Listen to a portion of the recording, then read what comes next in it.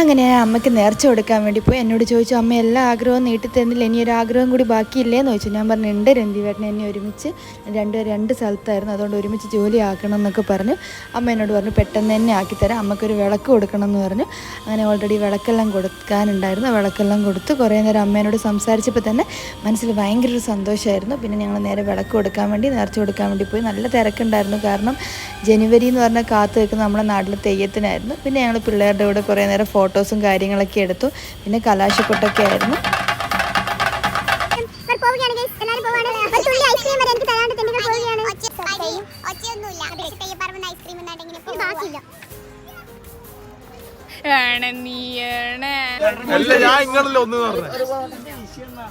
എല്ലാം കഴിഞ്ഞു ഗൈസ്. ഇനി അടുത്ത വർഷം നമുക്ക് പിന്നെയും കാണാം അല്ലേ?